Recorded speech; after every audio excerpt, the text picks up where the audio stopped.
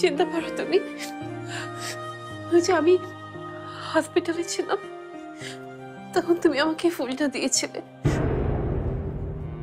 তুমি অবশ্য একটা গোছা দিয়েছিলে ফুলের, কিন্তু আমি রাখতে পারিনি, আমি ছেড়ে ফেলেছি। ফারহান, এই সবকিছু এখন তোমার, সব তোমার। নাবিলা, তুমি কেন এসব? ভয় পেও না,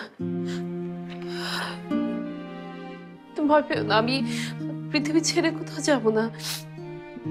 কিন্তু হ্যাঁ, আমি এইসব সময় ছেড়ে আমি চলে যাব ফারহান, আমি অনেক অনেক দূর চলে যাব এখান থেকে। তোমার সাথে আর কখনো আমার দেখা হবে না, আমি চাইও না আর দেখা হোক। আমি না অনেক কষ্টে আমার মনকে বুঝিয়েছি জানো। তোমার সাথে আবার দেখা হইলে হয়তো আমি আবার তোমার প্রেমে পড়ে যাব।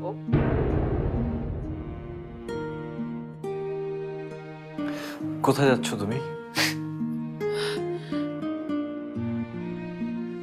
আমি আমি আজকে শেষবারের মতো সারা দিন সারা রাত এই শহরটা ঘুরে দেখবো। তুমি আসবে আমার সাথে?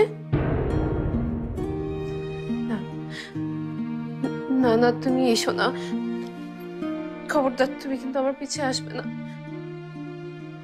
তুমি আসলে আমি আবার তোমার প্রেমে পড়ে যাবো ফারহান।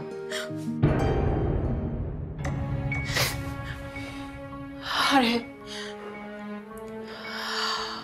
আমি জানি ঝুমুর ঝুমুর হয়তো কখনো আমাকে মাফ করবে না ফারহান, কিন্তু তুমি প্লিজ, তুমি পারলে আমাকে মাফ করে দিও।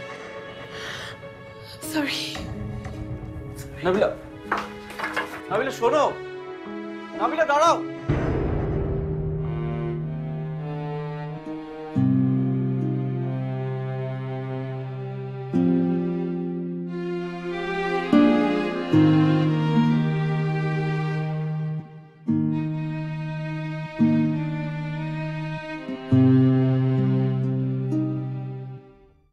ফাইলগুলো সিগনেচার করে দিয়েছি, আর কোনো দরকার হলে বাসায় ফোন দিন।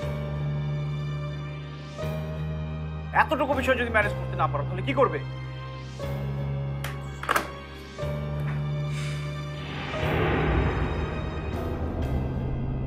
কেমন আছেন ফারহান ভাইয়া?